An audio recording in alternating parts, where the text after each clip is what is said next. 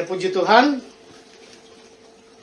pada kesempatan ini kita akan mendengarkan firman Tuhan yang dapat menguatkan kita, memberikan arahan kepada kita untuk kita tetap teguh dalam menghadapi kehidupan saat-saat ini. Mungkin banyak orang sedang mengeluh dengan keadaan situasi, keadaan hari ini, dan apa yang sedang dihadapi. Tapi apa kata firman Tuhan tentang semua yang kita lihat, kita dengar pada hari-hari ini? Firman Tuhanlah jawaban dari semua apa yang kita lihat, kita dengar. Bahkan mungkin masalah yang sedang kita hadapi menekan hidup kita, membawa kita kepada kekhawatiran, membawa kita kepada ketakutan.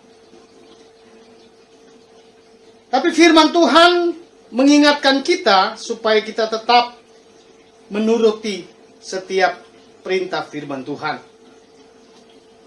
Ada suatu pesan firman Tuhan kepada bangsa Israel ketika mereka sedang dituntun masuk di dalam tanah perjanjian Allah, yaitu tanah Kanaan. Ada begitu banyak pesan-pesan Tuhan sebelum mereka sampai ke sana, untuk menikmati janji-janji Tuhan, untuk menikmati kesukaan Tuhan di taman, di mana Tuhan mau menempatkan mereka, yaitu di Kanaan.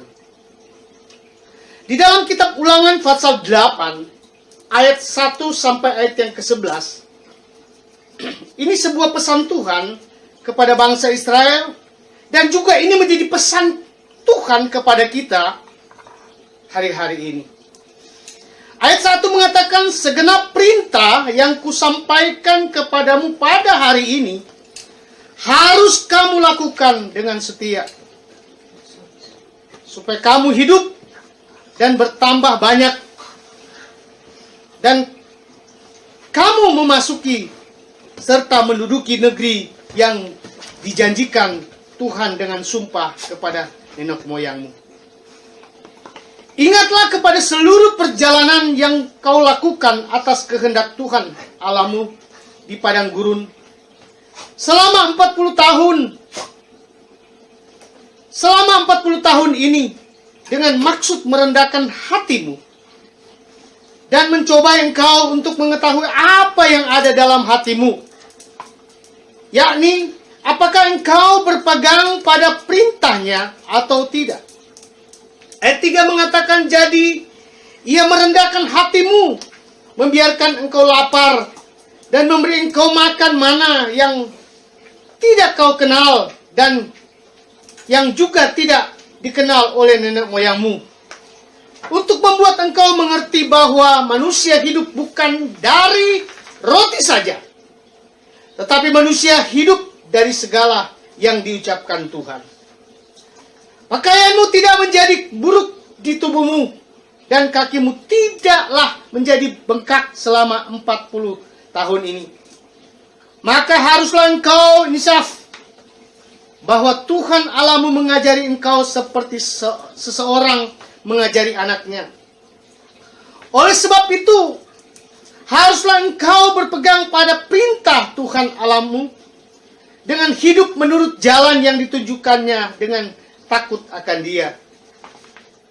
Sebab Tuhan Allahmu membawa engkau masuk ke dalam negeri yang baik, suatu negeri yang dengan sungai mata air dan danau yang keluar dari lembah-lembah dan gunung-gunung. Suatu negeri dengan gandum dan jelai, dengan pohon anggur, pohon ara, dan pohon delimanya. Suatu negeri dengan pohon zaitun dan madunya. Suatu negeri di mana engkau akan makan roti dengan tidak usah berhemat, di mana engkau tidak akan kekurangan apapun. Suatu negeri yang batunya mengandung besi, dan dari gunungnya akan kau gali tembaga. Dan engkau akan makan dan akan kenyang. Maka engkau akan memuji Tuhan Allahmu karena negeri yang baik yang diberikannya kepadamu itu. Ayat 11 mengatakan, hati-hatilah, supaya jangan engkau melupakan Tuhan Allahmu dengan tidak berpegang pada perintah, peraturan, dan ketetapannya yang kusampaikan kepadamu pada hari ini. Saudara-saudara yang kasih di dalam Tuhan, ada 4 alasan mengapa kita harus tetap percaya akan kuasa Kristus. Kalau kita sudah membaca firman Tuhan yang disampaikan Allah kepada bangsa Israel, ini suatu pesan bahwa ingat dalam perjalanan kehidupan manusia, Tuhan selalu menyertai. Tuhan selalu menuntun. Sekalipun dalam perjalanan itu bangsa Israel mengalami tantangan, mengalami kekhawatiran, mengalami persoalan, tapi janji Tuhan tetap menyertai mereka. Namun satu hal yang Tuhan minta kepada umatnya adalah harus tunduk, menurut apa yang difirmankan, apa yang jadi perintah Tuhan. Kalau kita lihat dalam pasal 6, Ulangan pasal 6 ayat 1 dikatakan, inilah perintah, yakni ketetapan dan peraturan yang aku ajarkan kepadamu atas perintah Tuhan Allahmu, untuk dilakukan di negeri kemana kamu pergi untuk mendudukinya. Apa itu perintah yang disampaikan Tuhan lewat Musa dan disampaikan kepada umat Tuhan?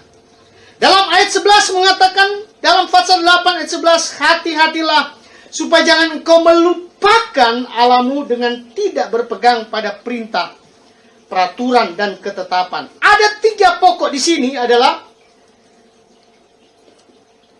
berpegang pada perintah, berpegang pada peraturan, dan berpegang kepada ketetapan.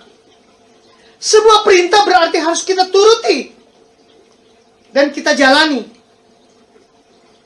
Lalu peraturan itu harus butuh ketaatan yang harus kita kerjakan. Ketetapan artinya berarti semua apa yang sudah Tuhan sampaikan kepada kita, biar kita tetapkan dalam diri kita, supaya kita menjadi orang yang berkenan di hati Tuhan. Ada 4 hal yang saya sudah sampaikan tadi, menjadi pokok kita tetap percaya akan kuasa Allah. Pertama, karena Allah tidak berubah. Artinya firman-Nya, dulu, sekarang, sampai selama-lamanya, itu kekal dan memberikan jaminan kepada kita. Yang kedua, kasih dan perlindungannya benar-benar ada, benar-benar pasti terjadi dalam hidup kita. Lalu yang ketiga, dengan iman dan percaya terus akan kuasa Allah, setiap hari kita akan mengalami mujizat Tuhan. Setiap hari kita mengalami kasih karunia Tuhan. Setiap hari kita mengalami tuntunan Tuhan. Yang keempat, hanya dalam Kristus jiwa kita selamat. Dengan kata lain, berarti ketika kita percaya, ketika kita melakukan, ketika kita menurut perintah Tuhan, maka kehidupan kita ketika kita meninggalkan dunia ini, kita pasti masuk dalam perjanjian besar, yaitu kerajaan surga. Asalkan kita mau taat, tunduk, turut, setia, melakukan apa yang menjadi perintahnya. Ini yang Allah inginkan. Sekalipun hari-hari ini banyak badai, sekalipun banyak gelombang, sekalipun banyak masalah, sekalipun situasi menekan kita, sekalipun situasi membuat kita seringkali kecewa, membuat kita seringkali mungkin bahkan menangis, tapi percayalah, kuasa kasih Tuhan tidak berubah dalam hidup kita. Dia tetap melindungi kita, memelihara kita dalam kasih-Nya. Dalam Ulangan pasal 31 ayat 8 mengatakan, sebab Tuhan, Dia sendiri akan berjalan di depanmu. Dia sendiri akan menyertai engkau. Dia tidak akan membiarkan engkau dan tidak akan meninggalkan engkau. Janganlah takut, dan janganlah patah hati. Yesaya pasal 41 ayat 13, sebab aku ini Tuhan Allahmu, memegang tangan kananmu dan berkata kepadamu, jangan takut, akulah yang menolong engkau. Dengan iman dan percaya kepada kuasa Kristus, pertolongan itu pasti terjadi dalam hidup kita. Dengan iman, percaya bahwa kasih dan berkat Tuhan selalu memberikan kesehatan kepada kita. Jemaat yang saya kasih dalam Tuhan Yesus Kristus, berimanlah, berdoalah, percayalah bahwa Yesus tetap sama sampai hari ini. Kuasanya tetap mengalir dan hadir dalam setiap kehidupan kita. Mari kita berdoa. Terima kasih Tuhan buat kebenaran firman Tuhan yang kami sudah dengar pada saat ini. Biar itu menjadi kekuatan dalam hidup kita dan menjadi remah, menjadi penopang dalam kehidupan kami, dan kami tetap teguh di dalam Engkau. Berkati sidang jemaat-Mu, berkati seluruh umat-umat-Mu. Terima kasih Bapa. Dalam nama Yesus kami sudah berdoa. Haleluya. Amin. Kita sudah mendengarkan firman Tuhan. Saatnya kita akan menyanyikan pujian buat Tuhan. Hanya nama Yesus.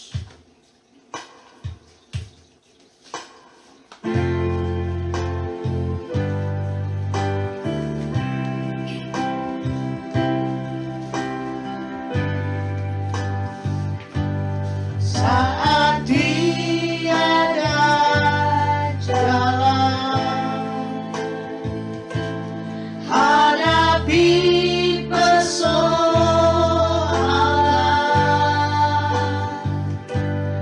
Yesus ada di sana dan memberiku jawaban. Pahitnya kenyataan